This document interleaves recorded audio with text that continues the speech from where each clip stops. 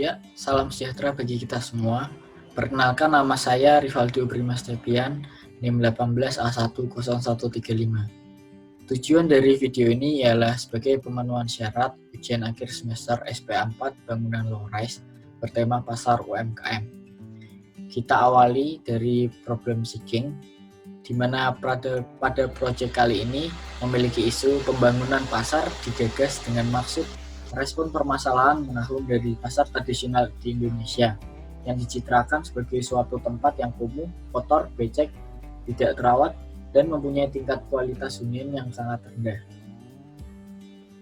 Lalu, pada tapak yang dipilih ialah tapak yang berada di Jalan Sriwijaya nomor 28 Tegalsari, Kecamatan Candisari, Semarang, di mana dulunya adalah kawasan Wonderia.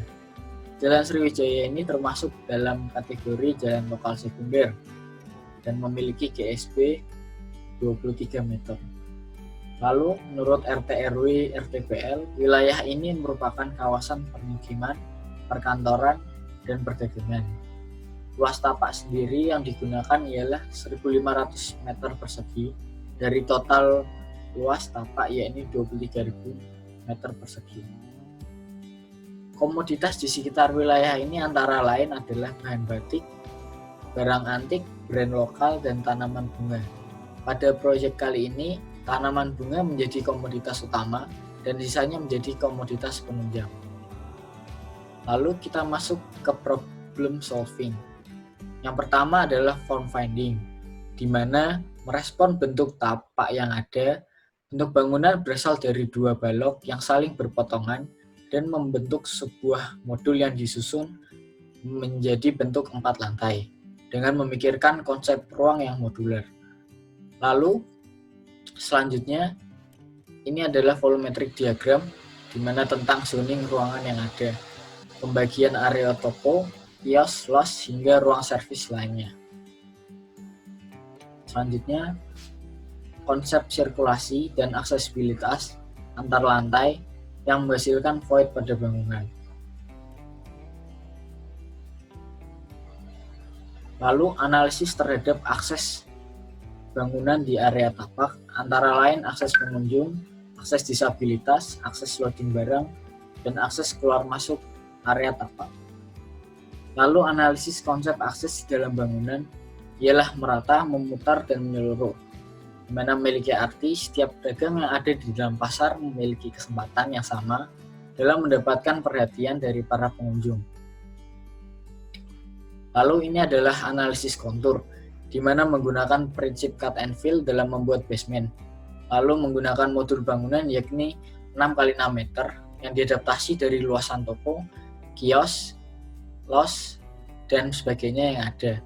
Lalu sesuai undang-undang, di mana menerapkan ruang terbuka hijau minimal 30% dari luas wilayah. Selanjutnya ada penempatan parkir baik untuk kendaraan roda 2, 4, dan kendaraan berat. Lalu selanjutnya ada skematik denah lantai dasar hingga lantai 4, di mana menunjukkan sirkulasi pergerakan, sirkulasi udara, pemandangan, titik tangga, dan titik ram. Lalu pada skematik potongan menunjukkan beberapa unit area dalam bangunan, antara lain tangga darurat, shaft, bentuk atap, dan perencanaan bukaan, di mana mayoritas bukaan berada di bagian utara dan selatan, dengan tujuan memberi kesempatan pertukaran udara yang baik.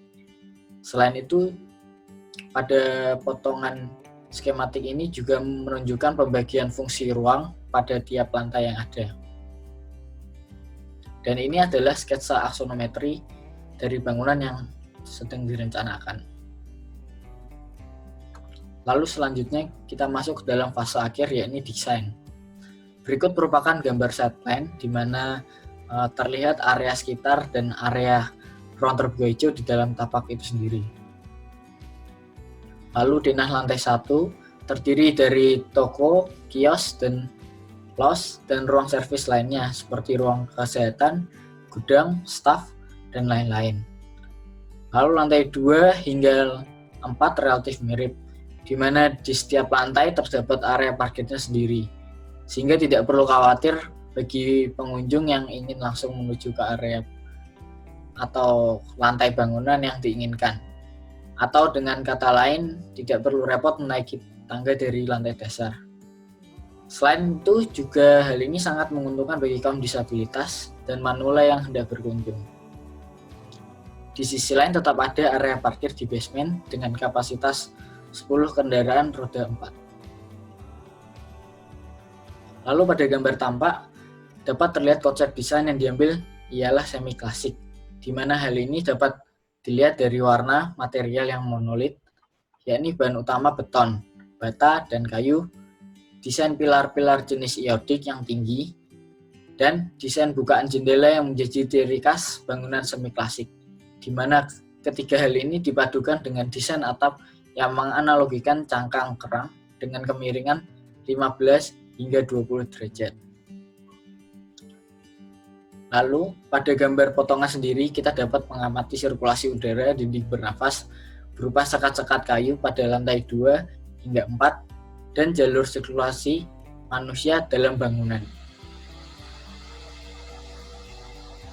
Lalu, pada gambar exploded model kali ini memiliki tujuan menampilkan gambaran yang jelas akan pembagian dan hubungan antar ruang pada lantai basement hingga atap.